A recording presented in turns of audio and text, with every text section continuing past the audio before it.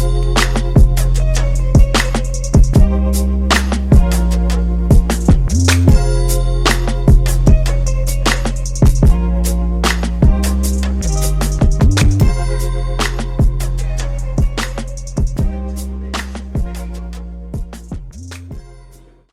so we're over here at JD's house today. We're gonna work on bagging a C10 today. He has his wife Laura opening up his presents.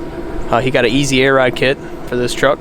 Probably about the most simplest kit that you can get on the market, and affordable too. So we're gonna get the install on this thing today, hopefully. Help him out. This shows some kind of like DIY budget built kind of stuff. He is currently right now doing his vlog while I'm doing my vlog.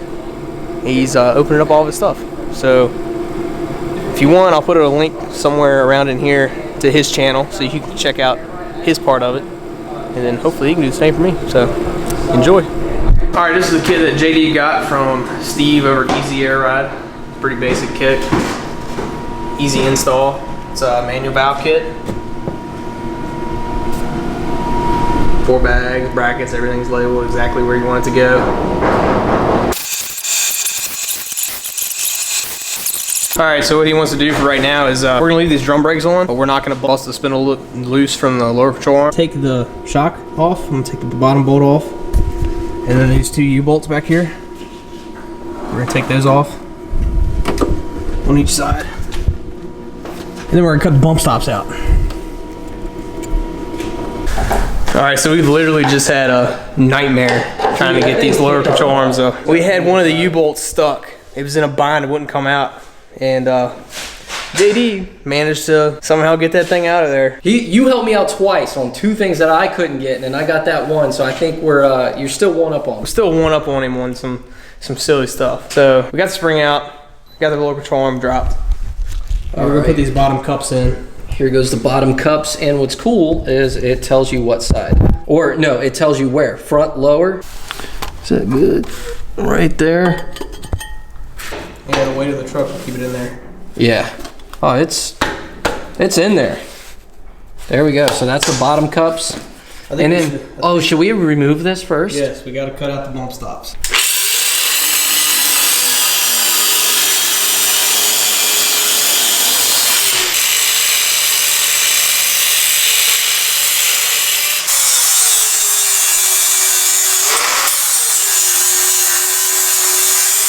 We got this top plate mounted.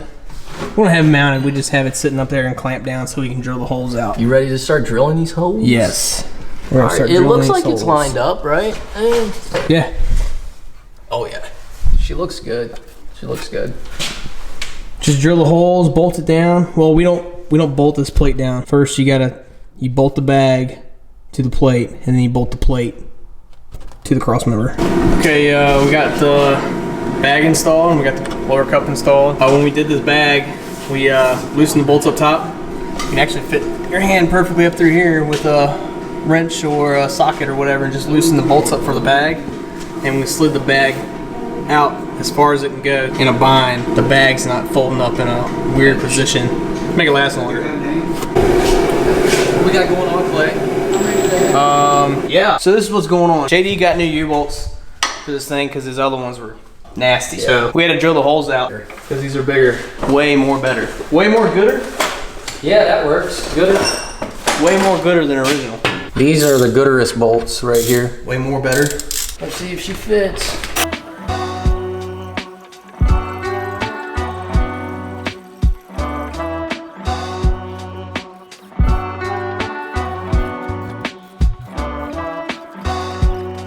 It's a good thing you got that CTSV out back, that parts car. Oh yeah? Yeah. So take the LSA and the 6-speed out of that. And the supercharger. Yeah. Dude, man. Easy now. Gosh. Let me just throw all the tools at you. The camera's on. Act like you know what you're doing. It slipped. Fit? Oh yeah.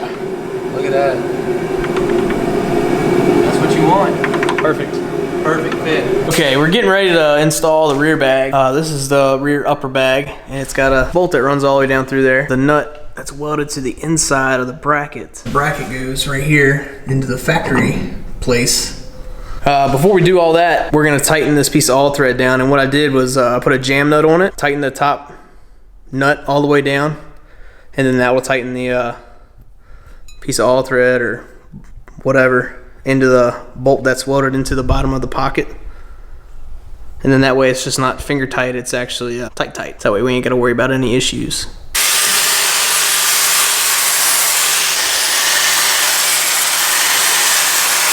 And JD went ahead and, while I wasn't here, and took out the rear springs and cleaned everything up, and now he is putting... This is called Coroseal. It's basically rust prohibitor. It converts rust into primer. It's like my magic solution. It looks like milk, but it converts rust into primer. This is a spot that he did earlier, and I could have sworn it was paint, but it was just that Coroseal. Is that what it's called? Yeah, Coroseal. Top bag is mounted up here, and then you stick this other piece of all thread in down here, and this is what goes through your hole down here on the bottom. What we'll do is we'll either lift the rear end up into it, or we'll set the lift down and then set the bags down into it with an